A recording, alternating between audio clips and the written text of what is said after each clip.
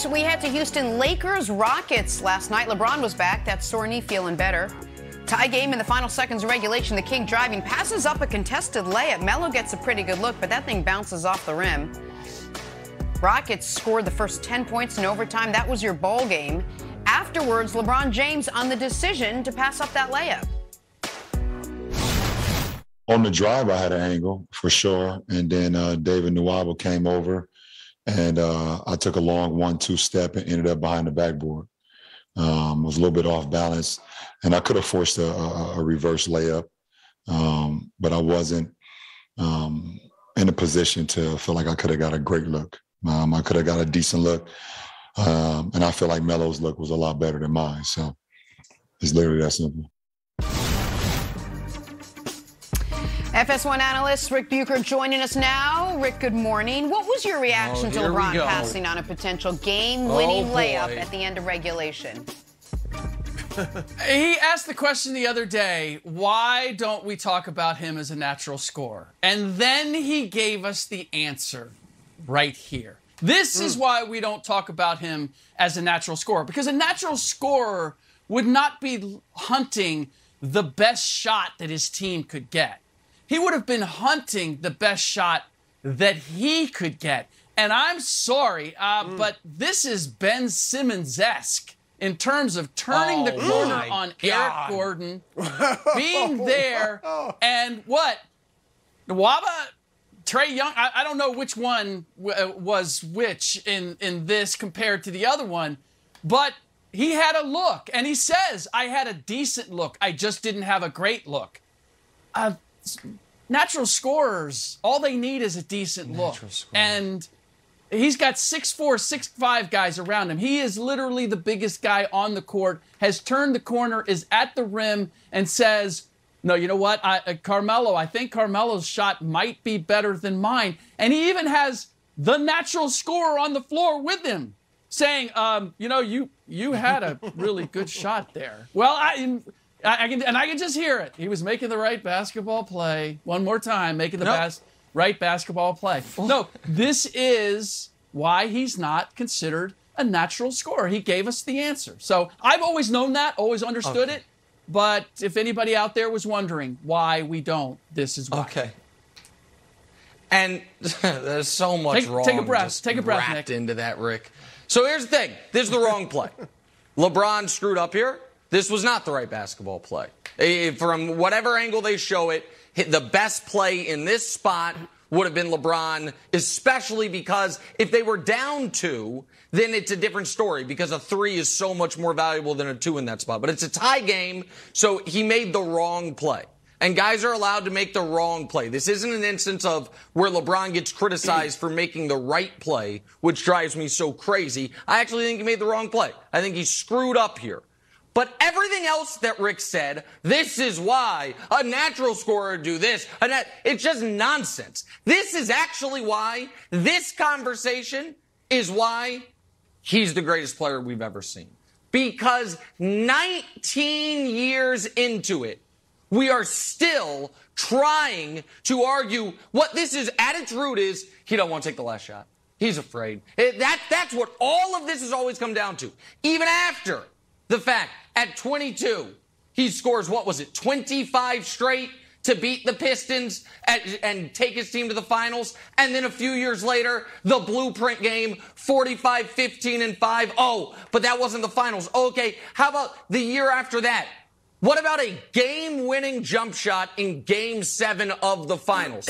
Okay, we're still going to keep debating it. Okay, what about in 2018 where he had in one playoff run almost as many playoff buzzer beaters as Michael Jordan had in his entire career? The fact that we are still doing the, don't know if LeBron wants to take the last shot because of a screw-up on March of 2022 is the point and case as to why all of the LeBron-Michael debates, they come down to a wild historical bias. Because we disregard the evidence of Brew, literally the most buzzer beaters of any player to ever play in the postseason. We're like, but he didn't want to take that layup Think he might have been a little afraid. Moment might have been too big for him. Game 7 of the finals, not too big. But March against the Rockets, too big. He was afraid. It's just nonsense. He made the wrong play.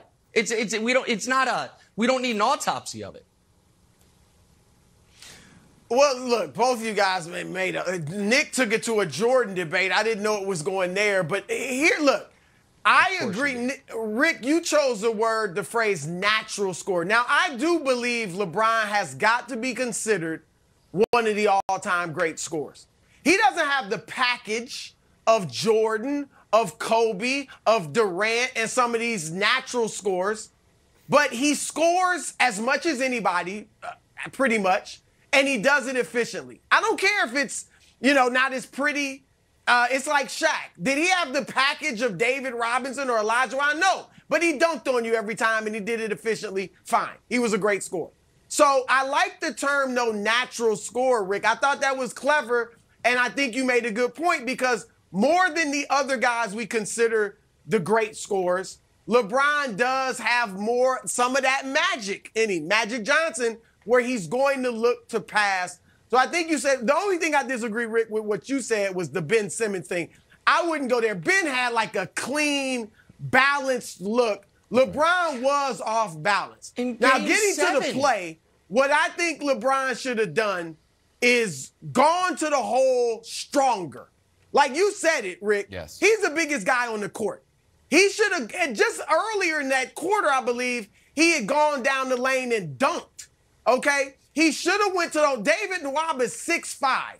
He should either went there thinking, I'm dunking on these dudes, or instead of kind of avoiding Nwaba, just gone right up and drawn the foul, or maybe gotten a three-point play.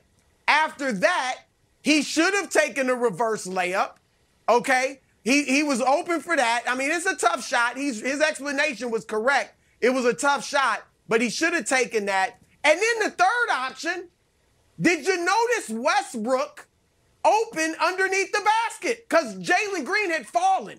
He could either hit Westbrook or Austin Reeves coming to the basket for an easy layup. So LeBron missed that one on several fronts. And that's why it was a bad play by him, Wilds. He missed it on a few fronts. That's it. By fallen, you mean Westbrook pushed him down. It's a where, Yeah, but they didn't call it. He was going to get fallen. Right? Okay. Rick, lovely to have you on this segment. I think that we've offered you a warm environment here. We try to be a warm and sort of caring, sensitive show. There is one member of our staff who's just cold-hearted and ruthless, and that is our researcher, Dusty. Dusty, in the pre-production meeting, Dusty's like, I've got a stat you have to use. I'm like, no, I thought it was a good pass. I thought he was too deep under the rim. I know what this is. You have to use this, Wilds. I'm going to throw it to Nick.